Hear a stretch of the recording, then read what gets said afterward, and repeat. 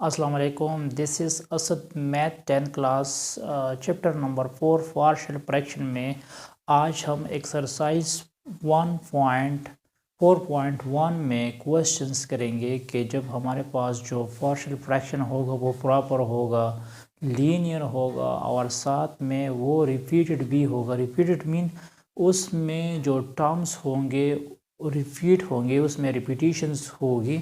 यहाँ पे आप लोग देख सकते हैं प्रॉब्लम हमें गिवन है x square plus 5x+3 divide by x square minus 1 into x+1। तो ये टर्म जो है ये असल में नॉन लीनियर लगता है, लेकिन इसको मैं रिड्यूस कर सकता हूँ लीनियर फॉर्म में। किस तरह? मतलब a square minus b square formula आप लोगों को याद है, एक्स स्क्वायर प्लस 5x+3।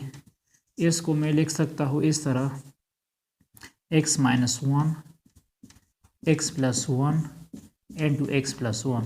मतलब इस एक्स स्क्वायर माइनस 1 की जगह मैंने क्या लिख दिया, जिस तरह हमारे पास फार्मूला है ए स्क्वायर माइनस बी स्क्वायर, तो इसको मैंने लिख दिया x-1 इंटू x+1। अब इसमें x+1 दो दफ़ा आ चुका है, x+1 इधर भी है और x+1 इधर भी है, तो इसको कहते हैं रिपीटेड लीनियर फैक्टर। तो इसको मैं लिख सकता हूँ इस तरह, x square plus 5x+3 divide by x-1 into x+1 whole square. क्योंकि इसका पावर 1 है, इसका पावर भी 1 है, जब बेसिस सेम होंगे तो पावर को मैं ऐड कर सकता हूँ। अब इसको मैं पार्शियल फ्रैक्शन में किस तरह लिख सकता हूँ, x square plus 5x+3 divide by x-1 into x+1 whole square. इसको मैं लिख सकता हूँ इस फॉर्म में, a divide by x-1 plus b divide by x+1 power 1 plus c divide by x+1 whole square. मैंने इस फॉर्म में लिख दिया। अब मैं क्या करूँगा, मैं मल्टीप्लाइड करूँगा both side, multiplying both sides by x+1 x-1 and x+1 whole square. ये मल्टीप्लाइड करो तो लेफ़्ट साइड से तो ख़त्म हो जाएगा, एक्स स्क्वायर प्लस 5x+3 आ जाएगा और इस साइड पे a के साथ रह जाएगा x+1 होल स्क्वायर, b के साथ आ जाएगा x-1 x+1 और c के साथ आ जाएगा x-1 आ जाएगा। ठीक है, इसको इक्वेशंस 1 कह दो, ठीक है, और इसको इक्वेशन a कह दो।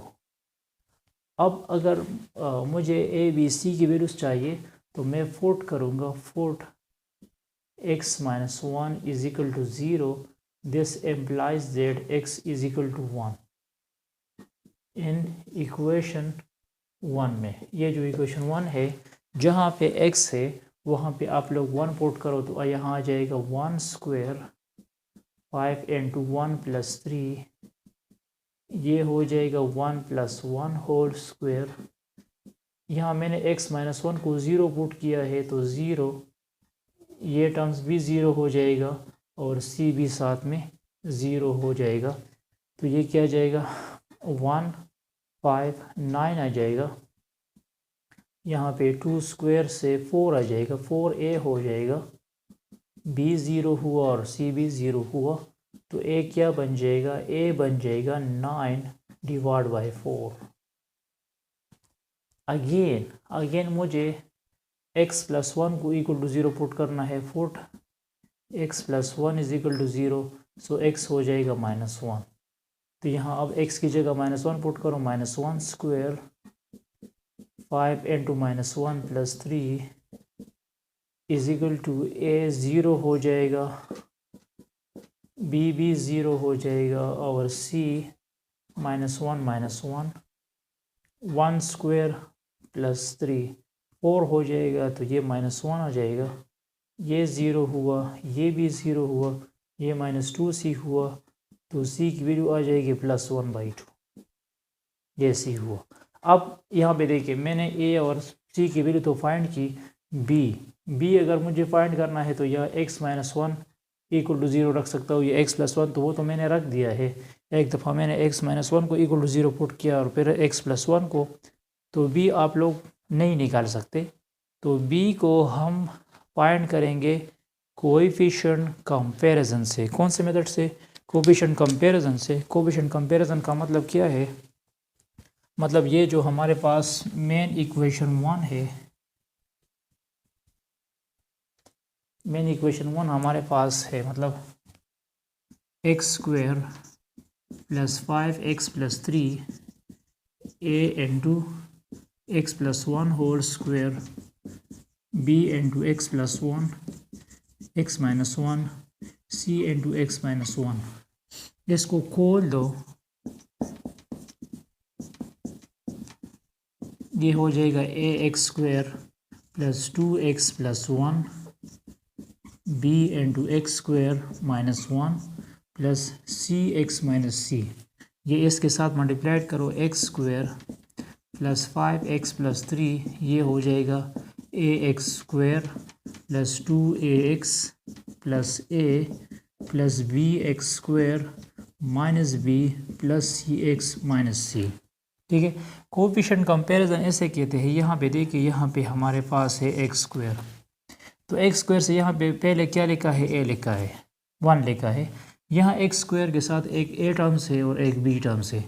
तो कोएफिशिएंट में कंपैरिजन जब करोगे तो x² को कंपेयर करो, यहाँ x² के साथ 1 गिवन है और यहाँ आपके पास है a + b।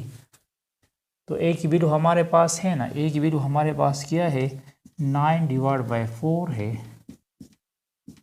तो b हमारे पास हो जाएगा 1 - 9/4। इस कैल्शियम लो, इस कैल्शियम 4 आ जाएगा, 4 - 9, तो b की वैल्यू हो जाएगी -5/4। ये हमारे पास b की वैल्यू आ चुकी है। तो जो मेन इक्वेशन a है उसमें मतलब आप लोग a b c की वैल्यू डाल दो, तो आपको मतलब ये कन्वर्ट हो जाएगा पार्शियल फ्रैक्शन में। मतलब जो इक्वेशंस मैंने यहाँ पे लिखा था वो उस इक्वेशन में जो a है, b है और c है वो वैल्यूज़ आप लोग पुट कर सकते हैं। तो ये था हमारे पास कौन सा फॉर्म?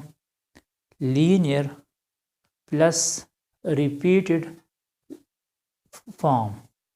मतलब ये प्रॉपर था, लीनियर b था और लीनियर के साथ ये रिपीटेड b था। इसके बाद मैं एक अदर प्रॉब्लम्स भी करूँगा जब हमारे पास फ्रैक्शन जो है वो रिड्यूसिबल होगा लीनियर को, उसको हम लीनियर में कन्वर्ट कर सकते हैं और कन्वर्जन के साथ साथ उसमें रिपीटिशन भी आ सकता है। Stay touch with us.